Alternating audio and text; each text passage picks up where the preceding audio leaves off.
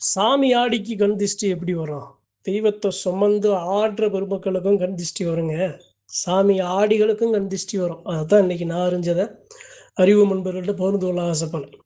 இந்த திஷ்டின்னு ஒன்று இல்லை அப்படின்னா, கண் திஷ்டின்னு ஒன்று இல்லைன்னா, சாமி ஆடி பெருமக்கள் எந்த ஒரு சங்கடங்களையும் எந்த ஒரு வினைகளை எதிர்த்து சண்டையிட அவசியமே இருக்காது. சரி, அது எப்படிங்க திஷ்டி, அது எப்படிங்க வரும்? எப்படி சொல்றது அப்படின்னா, உண்மையான தெய்வத்தை ஆடும்போது மனுஷங்கிறத மறந்து நம்மளை காக்கிற குலதெய்வமா அந்த இடத்துல பிரதிபலிக்கிறது தான் அந்த கண் திஷ்டிக்கு ஒரு முதல் காரணமாக அமையும். என்னப்பா இவன் என்னடா இப்படி ஆடிட்டான், இவங்க என்ன இப்படி ஆடிட்டாங்க அப்படின்னு அந்த சொல், அந்த பார்வை கூட அந்த இடத்துல கண் திஷ்டி. சாமி தானேங்க. ஏங்க அந்த ஆளாளப்பட்ட அந்த தெய்வத்துக்கே, அந்த திருவுருவ சிலைக்கே, அந்த ஆதி சிவனுக்கே, அந்த அந்த பெருமாளுக்கே, அந்த அகிலாண்ட கோடி பிரம்மாண்ட நாயகி அந்த ஆதிபரா சக்திக்கே திருஷ்டி எடுக்கிற காலங்க. ஏன் அந்த அளவு எதிர் வினைகள், எதிர்மறை சக்திகள், தீய மாந்திரிகங்கள் இருக்கிறதுனால தான். அப்போ சாதாரண மனுஷன் நான் சாமியை சுமந்து ஆடும்போது அந்த திருஷ்டி என்னைய பாதிக்காதா? அப்போ சாமி ஆடி பெருமக்கள் அதனால் சாமி ஆடுனா அந்த திருஷ்டி வந்துடும்லங்க. அது எப்படிங்க பாதிப்பா? அப்படிலாம் கிடையாது. ஏங்க 1000 நல்லது நடக்கும். 1000 நல்லது நடந்தாலும் அதில் 1, 2 ஒரு சில சோடைகள், ஒரு சில கவலைகள், ஒரு சில கஷ்டங்கள் வரத்தானங்க செய்யும். 5 விரல் ஒன்றா இருக்கா? அது மாதிரி தான் சாமி ஆடினாலும், என் சாமி என் மேலே நின்று அருள் வாக்கு சொன்னாலும், 4 மக்களுக்கு நல்லது செஞ்சு கொடுத்தாலும், எவ்வளோ முடிஞ்சு எவ்வளவு திருப்பணி செஞ்சு கொடுத்தாலும், ரொம்ப நல்லவனாக இருந்தாலும் இந்த மாதிரியான திருஷ்டிகள்லாம் விழுகும். அந்த திருஷ்டி அப்படிங்கிறது அது எப்படி பாதிக்கும்? இப்போ ஒருத்தர் இருக்காரு, அது எப்படி உருவாகும் அப்படின்னா, ஒரு வங்காளி ஒரு பங்காளி ஆடுறாரு, சாமி ஆடி வர்றாரு, நல்லா ஆயுதத்தை ஏந்தி, நல்லா சலங்கை கட்டி, நல்லா சல்லடை கட்டி, நல்லா உண்மையான தெய்வத்தை மனுஷன் தன்னிலாம் மாறி ஆடி வர்றாரு. கூட இருக்க பங்காளி பாப்பாப்புல, இது மாதிரி நமக்கு சாமி வர மாட்டுதே, இது மாதிரி நம்ம ஆட முடியலையே, இது மாதிரி சாமி நாம் அருள்வாக்கு சொல்ல முடியலையேங்கிறது கூட அந்த இடத்துல ஒரு சின்ன திருஷ்டி தான்.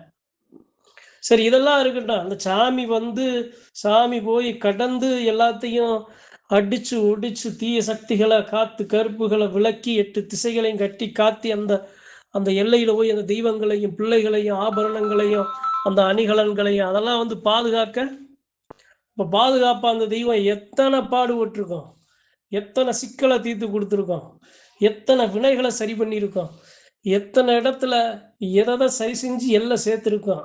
அப்போ அந்த இடத்துல அந்த சாமியை சுமக்கிற சாமியாடி தேகத்துக்கு, அப்போ ஒரு தெய்வத்தை சுமக்கிற ஒரு சாமியாடி ஒரு மக்கள் இருக்காங்க அப்படின்னா, அவர்களுடைய மேனி பாதுகாப்புனா யதார்த்தம் என்ன தெரியுமா?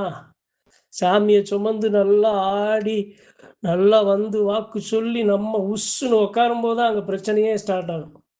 சாமியாடி ஒரு மக்களுக்கு யார் மூலமா? சுற்றி இருக்க ஒரு சில தீய எண்ணம் கொண்ட மக்கள் மூலமா கடுமையான விரதம் இருந்து, கடும் விரதம் இருந்து அந்த தெய்வத்தை கொண்டு செலுத்தி ஆடி கரை சேர்த்து அந்த எல்லையில் நிப்பாட்டதுக்கு அப்புறம் உசுன்னு உட்காருவாங்கல்ல, அப்போ தான் மனுஷன் செய்கிற அந்த வினைகள் அவர்களை பாதிக்க ஆரம்பிக்கும். நல்ல தெய்வத்துக்கும் நல்ல மக்களுக்கும் நல்லவனுக்கும் காலம் அது கிடையாதுங்க. எல்லாத்தையும் பார்க்குற பார்வைங்க, கொல்லி பார்வைம்பாங்க. அந்த கொல்லி பார்வை அந்த இடத்துல திருஷ்டியாக மாறி விழுகிறது. செய்கிற வினை, அதாவது எல்லாத்தையும் எது சரி எது தவறு அப்படிங்கிறத அறிஞ்சு உணர்ந்து சரியானதுக்கு நின்னது காலம்லாம் மாறி போய் நிற்கிது. இப்போ உண்மையான தெய்வம் வந்தாலும் இது உண்மையாக எனக்கு எதிரியாக இருந்தால் மேலே உண்மையான சாமி வந்துச்சா இருக்கிற 4 பேரை குழப்புறது. அப்போ சாமி ஆடுறவன் எதுக்குடா இந்த சாமி ஆடுறோம் வேணாம்டா அப்படின்னு விட்டு ஒதுங்குற நிலையை உருவாக்குற ஒரு சில இடங்கள்லாம் இருக்குது. சாமி ஆடுறவர் மக்கள் ஒரே ஒரு விஷயம் புரிஞ்சுக்கிறோம், நமக்கு என்ன நல்லது நடக்குதுங்கிறத பற்றி நாம் சிந்திக்கக்கூடாது. நம்ம தெய்வம் நம்ம உணர்றோமா, நம்ம தெய்வம் 4 பேருக்கு நல்லது செய்தா, நம்ம தெய்வம் சத்தியமான மக்களை காத்து வருதா அப்படிங்கிறது தான் நீங்கள் மகிழ்ச்சி அடையணும். இது மாதிரி திருஷ்டிங்கிறது 1000 வடிவில் உங்களை சாடும். இது மாதிரி நீங்கள் ஆடி வர்றதை பார்த்து ஆடு வாய் மேலே வல்ல போடும்போது கூட திருஷ்டி விழுகும். இந்த சாமி இப்படி ஆடக்கூடாதுன்னு ஒரு சில தடைகள் உருவாகும். இனி இந்த சாமியை ஆட விடக்கூடாதுன்னு ஒரு சில தடைகள் உருவாகும். இந்த சாமி எப்படி இங்கே வரலான்னு ஒரு சில தடைகள் உருவாகும். அப்ப அந்த இது வராது, இது வரவே கூடாதுங்கிறதுக்காக ஒரு சில தவறான செயல்கள் நமக்கு எதிரா இதெல்லாம் நடக்கும். இதெல்லாம் எதார்த்தம். அதெல்லாம் தாண்டி, அதெல்லாம் சகிச்சு, அதெல்லாம் அடிச்சு, உடைச்சு, மனவேதனைகளையும், கஷ்டங்களையும் கடந்து, எல்லாத்தையும் பழகி, கண்ணீர்ல கூட எல்லாத்தையும் சரி பண்ணி, மறுபடியும் போய் அந்த சாமிய ஊக்கமா, எனக்கு இருக்கிற வலிகள மறந்து என் சாமி இருக்குன்னு போய் நிக்கிறேன் பாருங்க. அதுல தான் சாமி ஒரு புடிச்ச புடி சேர்த்து உங்கள பிடிக்கும். அப்ப உங்க சாமிய ஆடுற, சாமிய சுமக்கிற பெருமக்களுக்கு சொல்றேன். நீங்கள் உங்களுடைய மன வலிமை உங்கள் சாமிக்கு நிகராக இருக்கணும். நிகரா இருக்கணுங்க. இல்லன்னா இந்த காலத்துல சாட்சி அடிச்சு ஒடிச்சுருவாய்ங்க. ஏன்னா அவ்வளவு போட்டி, போராம, அவ்வளவு சூழ்ச்சி, மாய தந்திரங்கள், அவ்வளவு பணம். காலம் ஒரு சில இடங்கள்ல, எல்லா இடங்கள்லயும் நான் சொல்ல மாட்டேன். ஒரு சில இடங்கள்ல.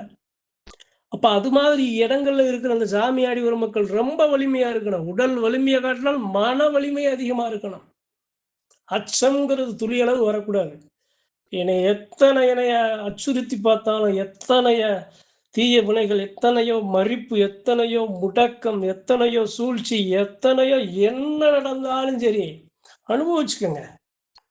சாமினால தானே வருது, அனுபவிச்சுக்கங்க. தெய்வத்த சுமக்கிறனால தானே வருது, அனுபவிச்சுக்கங்க. அந்த சாமிக்கு தெரியும்ல, கணக்கு போட்டு எழுதி வைக்கும். ஒருத்தனை விட உங்களுக்கு எதிராக, சத்தியமான மக்களுக்கு எதிராக செய்த அநீதி செய்த ஒருத்தனை விட அந்த சாமி, நீங்க மறந்தாலும் அந்த சாமி விடாது, மறக்காது. ஏன்னா நீங்க பட்ட வலி, வேதனை, அந்த பட்ட கஷ்டத்திலையும், வலியிலையும், வேதனையும் அந்த சாமிய நீங்க திட்டியிருக்க மாட்டீங்க. சாமிய சுமந்ததுனால இவ்வளவு நாம அனுபவிக்கிறோமேன்னு நீங்க அந்த அனுபவிக்கிறீங்களா? அந்த அனுபவிக்க அந்த சாமிக்கு அங்க நெஞ்சுல எழுதுன மாரி எழுதி வைக்கும். அப்ப எல்லாரும் பதில் சொல்ல வேண்டிய காலம் வரும். சாமி உண்மையா வர்றது சத்தியமான மக்களுக்கு தான். அந்த மக்களா நீங்க இருங்க. பேராசைகள எதிர்பார்க்காம, சாமி நான் தான் ஆடணும்னு போய் முன்வைக்காம, சாமி வருது, சாமிக்கு நாம மரியாதை செலுத்தணும். தெய்வம் மனுஷனை யார தொட்டா என்ன? அந்த சாமி இந்த எல்லையில இறங்கணும், மக்கள காக்கணுங்கிற நிலையில நில்லுங்க. சாமி ஆடி வரும் மக்கள், சாமி தொட்ட கணம் முதல் அந்த சாமி அந்த தேகத்த விட்டு விலகுற வரைக்கும் அவங்க அத சுமந்து தான் ஆகணும். அத சுமக்கிற வரைக்கும் ஒரு சில இடையூறுகள், தடைகள், இது மாரி பார்வ திருஷ்டிகள் எல்லாம் வந்து தான் ஆகும். அது எல்லாத்தையும் நீங்க ஒண்ணொன்னா களைகள புடுங்கி எறியிற மாரி நீங்க எரியணும். வலி வரும், வேதனை வரும், கஷ்டம் வரும். உங்க வாழ்க்கை உங்களுடைய பாதைய நீங்க பயணிக்க முடியாது. எவ்வளவோ தடங்கள் இதெல்லாம் மனுஷன் உங்களுக்கு வந்துனா, அந்த சாமிக்கு எவ்வளவு தடங்கள் வரும்? ஒரு மனுஷன் ஒரு சாமிய உணரும்போது, இந்த மனுஷனுக்கு இத்தனை இடையூறுகள் ஏற்படுதே, காலங்காலமா அந்த எல்லையில நின்னு வந்து நின்னு வர்ற சாமிக்கு எத்தனை இடையூறுகள் வரும்? எத்தனை தலைமுறையில வரும்? எத்தனை தீய வினைகள் எல்லாத்தையும் தாண்டி இப்ப பிடிச்சு அந்த எல்லையில நிக்க காரணம் யாருக்காக? உங்களுக்காக. உங்கள போல நன்மக்களுக்காக. அதனால தான் அந்த சாமி இறங்குற மக்கள், அந்த சாமியாடி வரும் மக்கள் வலிமையா இருக்கணும்னு சொல்ல காரணம் அதான். இந்த பதிவுல இன்னும் ஒரு சில விஷயங்கள அழுத்தம் திருத்தமா சொல்ல ஆசைப்படுறேன். திஷ்டியெல்லாம் தூக்கி தூர இருங்க. சாமி உங்க மேல இருக்கிற சாமி ஒரு பார்வை பார்த்துச்சுன்னா, உங்க மேனியிலிருந்து தானா விளையிறான். உங்க உடலே உங்க உடல்ல இருக்க வலிய அந்த சாமி வாங்கிக்கிறான். உங்க உடல புண்படாம மேன்மையா அந்த சாமி வச்சுக்கிறவங்கள எப்படியெல்லாம் பாதுகாக்கணுமோ, அப்படியெல்லாம் அந்த தெய்வம் பாதுகாக்கும். அச்சப்பட்டுறாதீங்க. திஷ்டி சாமிய சுமந்ததுனால நமக்கு இத்தனை வருது, இவ்வளவு சொந்தங்கள் நம்மள வெறுக்குது, விலகுது, இத்தனை தீய வினைகள் வருது, நாம வாழ்க்கையில இவ்வளவு கஷ்டப்படுறோமேன்னு சாமிய விட்டு விலகிடாதீங்க. சாமிய விட்டு விலகுனீங்க அப்படின்னா, நீங்க தோத்துட்டீங்க. உங்களால மீண்டு வர முடியாது. சாமி இருக்கிற வரைக்கும் தான் உங்களுக்கு பிடிமானம். உங்கள மண்ணுல புதைச்சாலும் அந்த சாமி கை கொடுத்து உங்கள மண்ணுல இருந்து மேல முட்டி தூக்கம். தூக்கம்.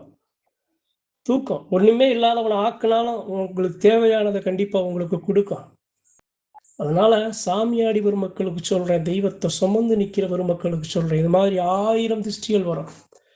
நீங்க நடக்கிறது, நீங்க பேசுறது, நீங்க செய்கிறது, நீங்க சிந்திக்கிறது, நீங்க அந்த கோவிலுக்காக நல்லது நினைக்கிறது, நல்லது செய்ய முயற்சிக்கிறது, நீங்க எல்லா மக்களையும் இணைக்கிறது, சாமிய ஆடுறது, சாமிய அதிகாரத்தோடு எல்லா மக்கள்கிட்டயும் பேசுறது, பார்க்குறது, எல்லா வழிகள்லையும் உங்களுக்கு திஷ்டி விழும். அதனால நீங்க இப்படி விழுகுதே அப்படின்னு பின் வாங்கிடக்கூடாதுங்காகத்தான் நீங்க இந்த பதிவு. நன்றி, வணக்கம். மற்றும் ஒரு பதிவில் சந்திப்போம்.